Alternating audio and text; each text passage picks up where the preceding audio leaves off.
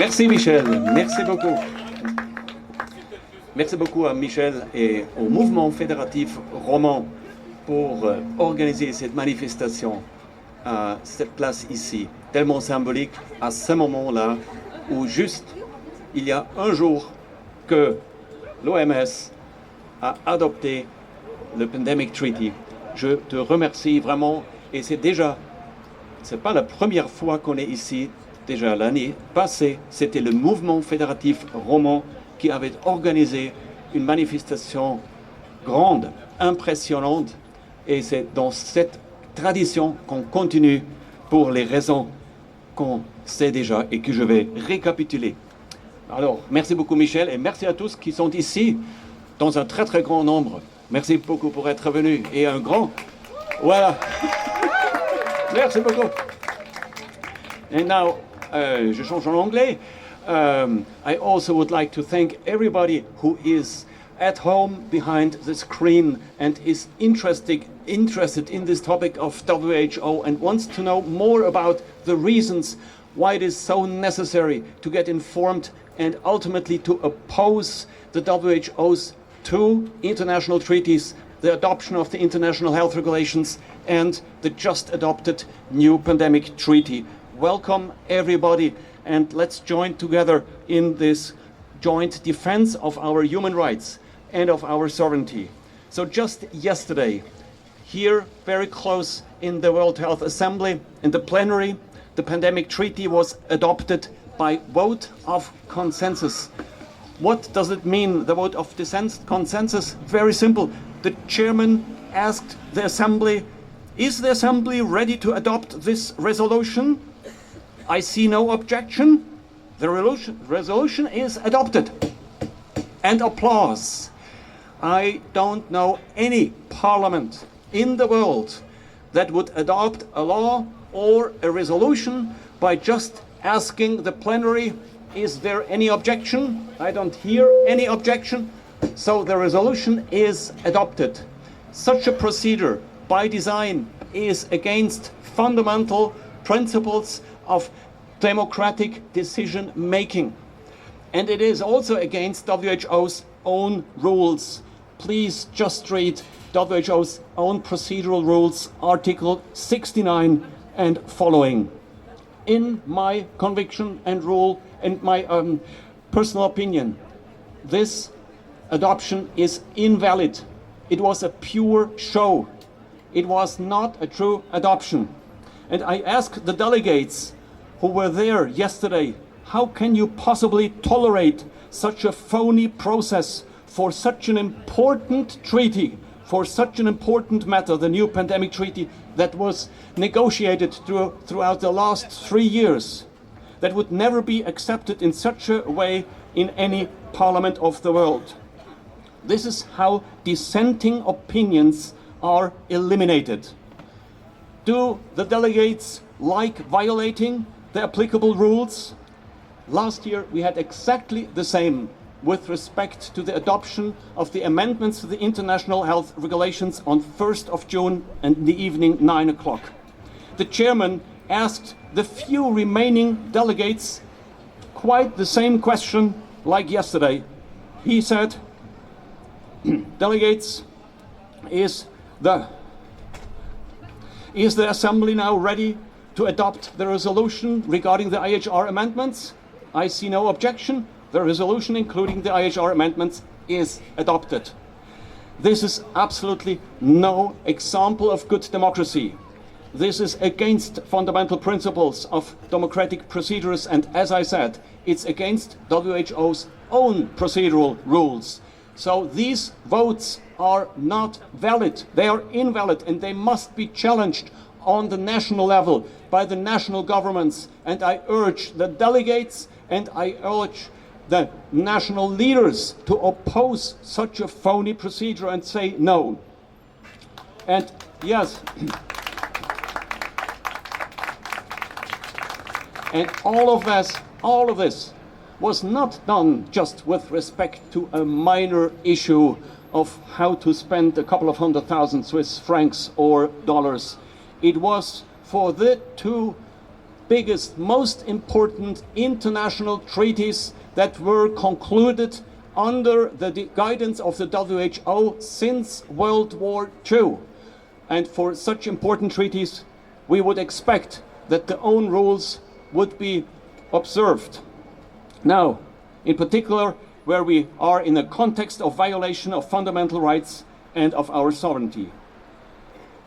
Speaking about sovereignty and fundamental rights, the official side, the WHO, relentlessly emphasizes and repeats again and again that in the treaty there is a commitment in favor of fundamental rights and there is a commitment in favor of sovereignty. Now, I can tell you how much worth this formalized commitment truly is, looking back into my own practice of the past 4 years as a lawyer here in Switzerland, in 40+ court procedures against all types of mandates, for children, for students, for medical doctors, and for victims of the mRNA injections, but also for pilots, all people who lost access to schooling, or who lost their businesses, who lost their jobs because they were not willing to take the jabs, or ultimately those who took it, they lost their health. I can tell you in a nutshell what the courts in Switzerland told me. With whatever excellent and well documented and solid evidence my team showed up in court, the reaction of the judges was always the same. They say, Mr. Kruse, there is no need to consider your evidence. We have it already. It is already in our hands from the Ministry of Health, who has this factual truth directly from the WHO. And you must know that in times of emergency, it's solely in the discretion of the WHO to define the relevant facts that we decide upon.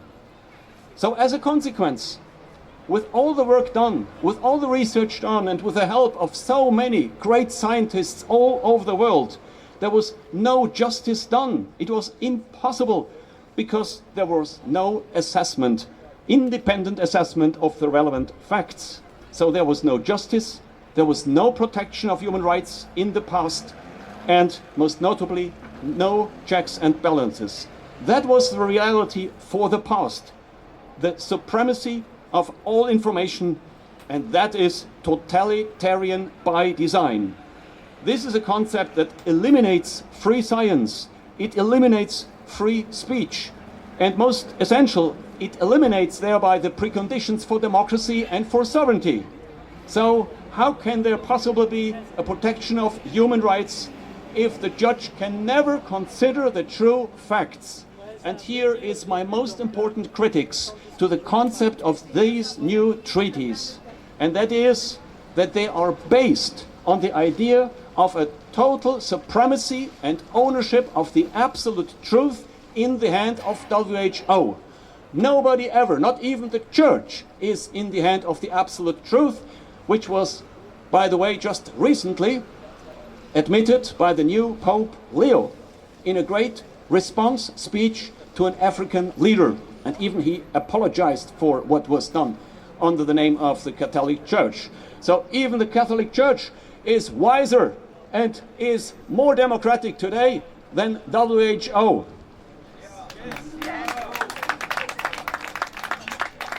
Why is all of this? Because it is in the sole benefit of the industry and their investors who make their money with times of emergency. They make their money with untested vaccines, with useless tools for diagnostics and testing. They make their money under the protection of full immunity and without any responsibility whatsoever for deceptive and harmful products they sell to the governments. This is a group of people who financed 80% of WHO's budget is coming from voluntary contributions. It's on their homepage, and that is true already for many years. Even Margaret Chan, the former Director General of the WHO in 2010, publicly admitted that the influence of those investors who provide voluntary financing, always under certain conditions, it comes with strings attached, that the influence of these investors make it impossible for WHO to act independently in favor of the health of the people. And instead, WHO acts in favor of the profits of the pandemic industry. This is not how we protect health of the people. This is a recipe to bring harm and death. And therefore, as just yesterday, the American health minister, the great Robert F. Kennedy Jr., pointed out so well in an address to the delegates here at the World Health Assembly, he said, first do a proper analysis of what the WHO has done in the past 5 years under COVID-19. Acknowledge the deception of fear that was built on excessive PCR testing. Accept and acknowledge the risk and dangers that are associated with the mRNA-based vaccines, and go and find finally out the source for this strange pathogen with the name COVID-19. So therefore, this is a call not only to the delegates, but to all the people. Stop and reject the new pandemic treaty, and stop and reject the IHR amendments that can still be opposed until the 19th of July of this year, which is in more or less 2 months. These two treaties, and ultimately the WHO itself, must be stopped together, and it will be stopped together. Thank you so much for coming and for helping, for making this possible. All the best to you. Thank you. Thank you, Michel.